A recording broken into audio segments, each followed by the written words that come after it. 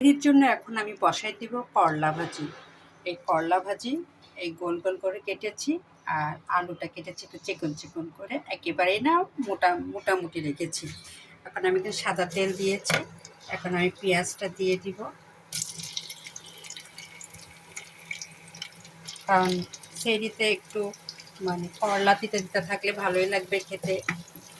মাছ মাংসটা খাওয়া হয়, তার সঙ্গে যদি একটু ভাজি না থাকে তাহলে কিন্তু খেতে একবারে রুচি আসে না। আর ডাউল তো কমন হয়ে গেছে আমার ঘরে, ডাউল আমার ঘরে লাগবেই লাগবে। এই জন্য আমি ডাউলের সাথে যেটাই রান্না করি না কেন একটা ভাজি বা সবজি রাখি। আজকে রেখেছি করলা ভাজি।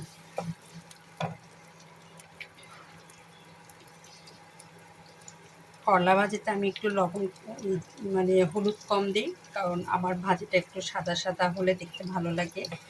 অনেকে হয়তো হলুদ বেশি দেয়, এক একজনের এক এক ইচ্ছা। তবে আমি সবসময় একটু হলুদ কম দিয়ে ভাজি করতে পছন্দ করি। আর বেশি হয়ে তো কিছু করার থাকে না, কিন্তু চেষ্টা করি ভাজিটা একটু কম হলুদ দিতে।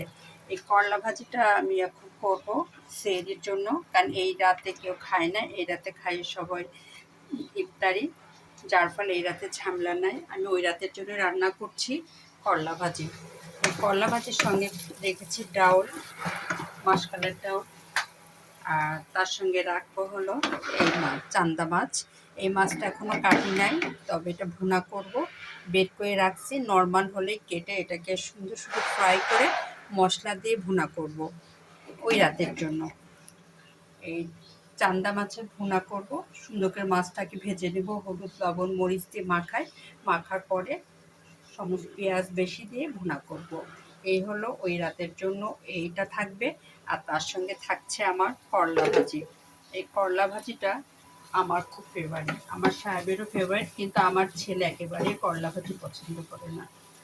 তবে ওর জন্য তো মেন কথা না, ও খাবে হলো চান্দা মাছ আর হলো ডাউল, আর আমরা খাবো এই সবজি। আমারও করলা ভাজিটা পছন্দ, কারণ করলা ভাজিটা আমার বরাবরই আমি একটু পছন্দ করি করলা। আর সেহরিতে এমনি খেতে ভালো লাগে না, তারপরে যদি রুটির সঙ্গে মতো খাবার না হয় তাহলে আরও খারাপ লাগে। তার সঙ্গে তো দুধ তো থাকেই, দুধ কলায় কিছু খেয়ে ফেলি। আর এই জন্য আজকে আমার সেহরিতে থাকতেছে করলা ভাজি, ডাউল আর এই চান্দা মাছের ভুনা। চান্দা মাছটা সিস্টেম করতে হবে, এখন ওটা এখনও বরফ গলেনি, ওটাকে বেছে ধুয়ে তারপরে ওটাকে ফ্রাই করব, শুধু পেঁয়াজ দিয়ে ফ্রাই করবো, আর তেমন কিছু করবো না।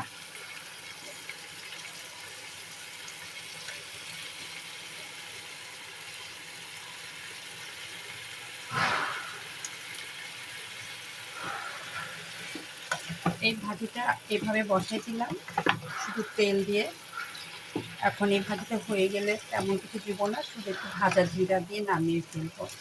অনেকে হয়তো ভাজিতে জিরা খায় না, কিন্তু আমি একটু জিরা খাই একটু স্মেলটা আসার জন্য, এই জন্য আমি জিরা দিয়ে নামিয়ে ফেলবো।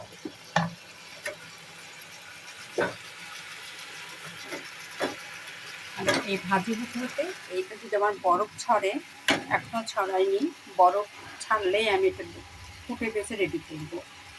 যার ফলে এটা সিস্টেমটা এখন আর দেখাতে পারলাম না, তবে সেহরির জন্য এই মাছের ভুনা করব, করলা ভাজি করব আর ডাল। এটা হলো আমাদের সেহরির আজকের খাবার। এখানে রাখলাম, আল্লাহ হাফেজ।